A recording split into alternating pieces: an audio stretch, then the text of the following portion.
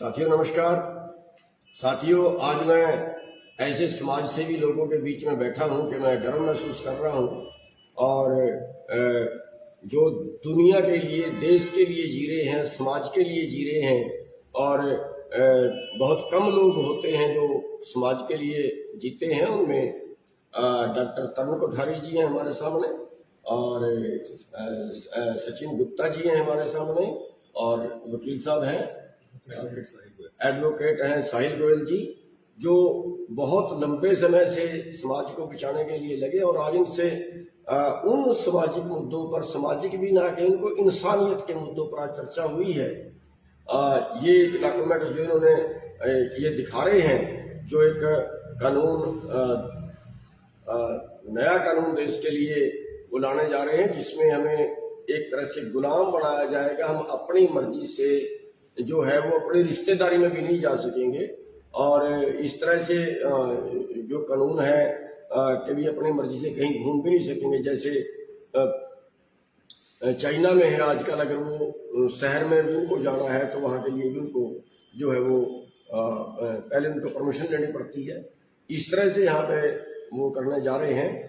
और लेकिन वो जो खेती वाला पॉइंट, उसमें खेती के ऊपर जैसे चल रहा है, जो खेती पे है, मतलब बीमारी के नाम से खेती को उजाड़ना, बीमारी के नाम से जानवरों को, हमारे जो पशु हैं उनको मारना, या बीमारी के नाम से किसी चीज को भी, मतलब यहाँ तक है कि बीमारी के नाम से वो मेरे पे पाबंदी लगा सकते हैं कि आपको बिल्कुल घर से बाहर नहीं निकलना है। तो इस तरह से के जो कानून देश में लाए जा रहे हैं वो देश को गुलाम बनाने वाले हैं। गुलाम मतलब और इस तरह के हालात पैदा किए जा रहे हैं कि आदमी का पेट ही ना भरे और जब तक हमारे पास हमारे खाने का सामान पूरा रहेगा तब तक आदमी गुलामी नहीं मानता है और वो भी जो है हमारे पास अपना अधिकार ना बचे।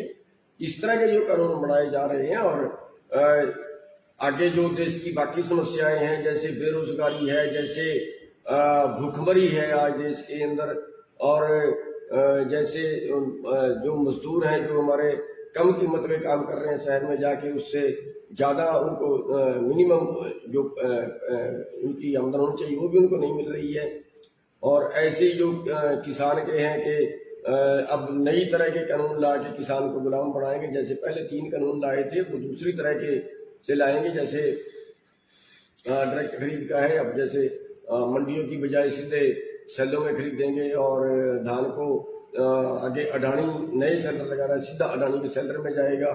इस तरह से जो कानून ला रहे हैं देश के अंदर, उन सभी के लिए हमें मिलकर लड़ने की जरूरत है। उन सभी के लिए हमें इकट्ठे होकर लड़ने की जरूरत है और इसके लिए जो है मैं धन्यवादी हूँ डॉक्टर तरुण कोठारी जी का, सचिन गुप्ता जी का, वकील साहब का। इनके धन्यवादी हैं हम जो ये सोच रहे हैं। और हम देशवासियों से भी ये अपील करेंगे कि इसके लिए हम सबको, जितने शोषित लोग हैं, जितने, क्योंकि पूरे दुनिया के ऊपर और पूरे देश के ऊपर कारपोरेट जो कब्जा कर रहा है, बीमारियां होती नहीं है, बीमारियां पैदा की जाती हैं और बीमारियां पैदा करके उन बीमारियों के नाम से गुलाम बनाना, उन बीमारियों के नाम से अपना पैसा कमाना और बीमारियों के नाम से लोगों को एक तरह से खत्म करना, उनका जीवन जीरो कर देना, इन सब के खिलाफ हमें इकट्ठे होकर लड़ना पड़ेगा। और मैं सारे देशवासियों से अपील करूंगा कि जैसे ये पूरी टीम आगे बढ़ रही है, हम पूरे इनके साथ सहयोग करें और आगे उसके ऊपर कोई बड़ा आंदोलन खड़ा करें। नमस्कार, आज हम दोबारा मिले हैं चौधरी साहब के साथ में। 1 साल पहले हमने मुलाकात की थी जब किसान मूवमेंट चल रहा था।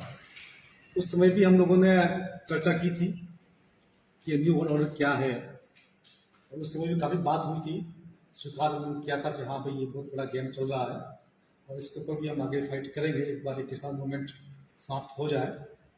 तो आज इसी क्रम में हमने दोबारा मुलाकात की है। आज हमने इनको पूरा बताया है जो न्यू हेल्थ बिल जो आने वाला है, न्यू पब्लिक हेल्थ बिल, इसके बारे में बताया है। क्रिमिनल प्रोसीजर आइडेंटिफिकेशन बिल के बारे में बताया है, जो वर्ल्ड बैंक का डॉक्यूमेंट था कि कब ये जो प्रोग्राम है ये प्रोग्राम कब शुरू हुआ, कब एंड होगा, 2025 में एंड होगा, ये बताया है। 25 से लेकर 28 तक कौन सी महामारी चलेगी, इस पार्श्वनाम की आज वो बताया है। न्यू वर्ल्ड ऑर्डर का क्या एजेंडा है, वो आज हमने चर्चा की है। साथ में ये पूरा जो इकोनॉमिक डिस्ट्रिक्ट का जो प्रोग्राम चल रहा है, आज पूरी चर्चा हमने इनके साथ में की है। और बड़ा ही सुखद अनुभव रहा है कि आज ये पूरी तरह सहमत है कि ये जो बात चल रही है वास्तविक रूप से एक बहुत बड़ा गुलामी का षड्यंत्र चल रहा है। और अब हम सब लोग मिलकर के कैसे काम करें, आज इस पर चर्चा हुई है। किस प्रकार से जन जागृति को फैलाया जाए, और जन जागृति को फैलाने के बाद एक संगठन का निर्माण किया जाए, और उसके बाद आगे से आगे क्या क्या हम कर सकते हैं, इसके बारे में विस्तृत चर्चा हुई है। फिर कभी इसके बारे में आपको बताएंगे। आज के लिए इतना ही। हाँ जी, वंदे मातरम साथियों। जैसा कि आप जानते हैं, सरकार लगातार आपके ऊपर तानाशाही लाने के लिए कुछ ना कुछ ऐसे कानून ला रही है।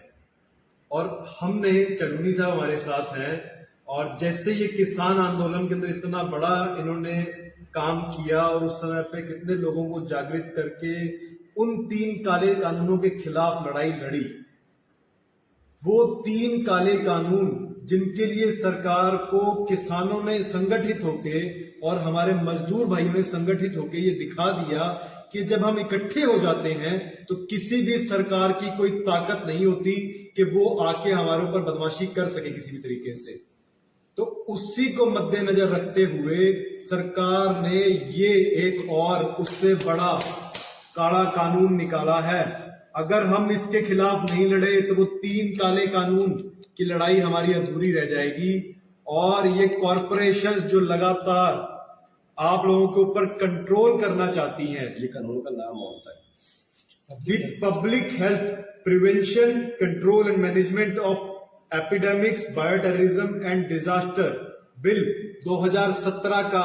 ध्यान दीजिए, 2017 में सरकार ने ये ड्राफ्ट तैयार कर लिया था और आज 2022 में इसको मॉनसून सत्र में पारित करने की कोशिश की है।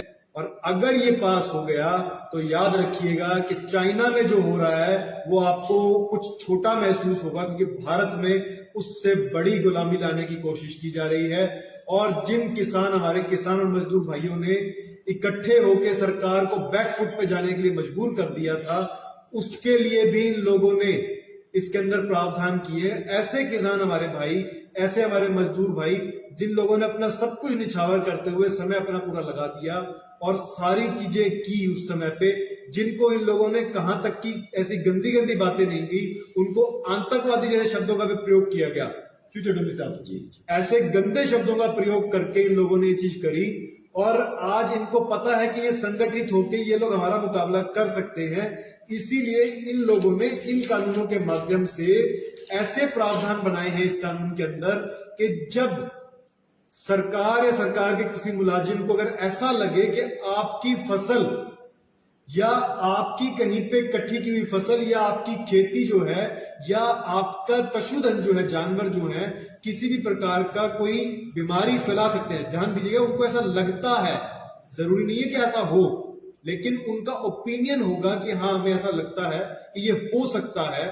उसके बेसिस के ऊपर आपके पशुधन को खत्म करना, आपकी फसल को खत्म करना, आपकी फसल को चाहे इंपाउंड कर लेना या उसको ठिकाने लगाना, किसी भी तरीके से उसमें कोई केमिकल छिड़कना, वो सब कुछ करने का प्रावधान इस कानून के अंदर है।